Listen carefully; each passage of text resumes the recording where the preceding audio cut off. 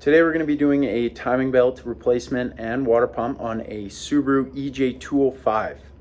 Now the first thing I like to do is open the box of parts and just make sure that we've got everything that we're going to have needed for the job. So I like to lay out the components here. So we got timing belt, we've got our water pump, we've got our idlers, our hydraulic tensioner, our little spacer tool, our gaskets. So now we know that we have all the correct parts needed to complete the job. Let's get to it. So this is the vehicle we're going to be doing the timing belt on. It's a JDM Forester. So the first thing we're going to start with is we're going to remove all these lines, remove the coolant hose and then coolant bottle, and we're going to start removing the rad fans and the radiator. Once you got your radiator out, we're going to start by loosening the tensioner of the alternator and this tensioner for the AC pulley so we can get the belts off.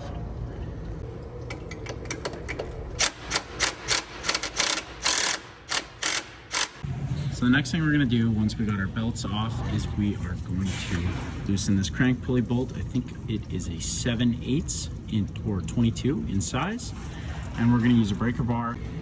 Once you got this crank pulley off, just want to screw that crank pulley back into the crank because we're going to need it once we get these timing covers off. Now to get the timing covers off, it's just 10 mil bolts. So 10 mil here, here, here. There's a couple down here on the bottom, and then you'll be able to see them. They're just there, there, and then obviously here, here, and down there. Now when I'm taking these timing cover bolts off, I like to kind of just keep the bolts with each part of the cover. So I kind of just put them here, and then these center ones are here that we have not taken off yet.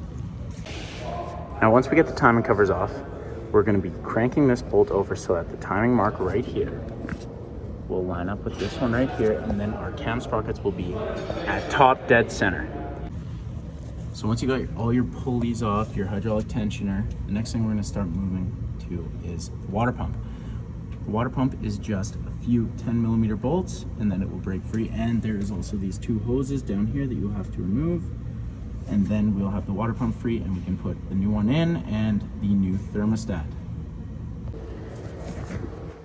Once you get these water pump bolts out up top, it'll come free, but you're gonna have these hoses here that you gotta disconnect from here, and these two hoses you gotta disconnect, and then it'll be free to completely come out.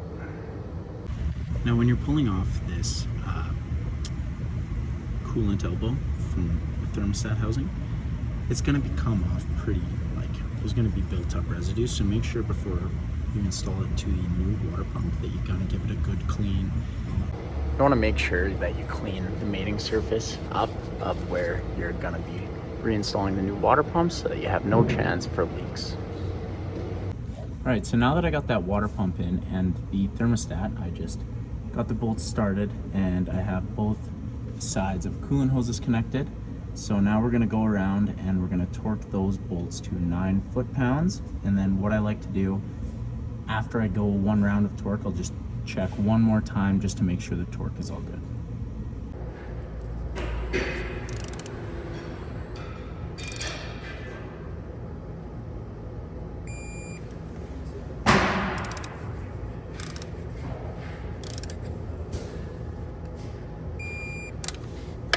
So now that we got all the water pump bolts torqued, I already started, but we're going to start putting our idlers back on and our hydraulic tensioner. We're going to be torquing these idlers here to 29 foot-pounds, and this small idler to the right of the tensioner, we're going to torque to 19 foot-pounds. So once you think you've got your timing marks lined up, go around. It's very crucial. You're going to see 2 lines there, go even those. So once you got them all lined up, you're ready to hold the hydraulic tensioner pin once you have put this very last pulley on. The last pulley is also torqued to 29 foot-pounds. And once you've got your belt on, you're ready to pull this pin here. And you're ready to start reassembly. Once you get your timing covers put on, Put that crank pulley on and we're going to torque that bolt to 132 foot-pounds. Once you get your crank pulley torqued and you get your belts back on and tensioned, we are going to put the radiator back in and we're going to bleed the cooling system. I'll come back to you guys once that's done.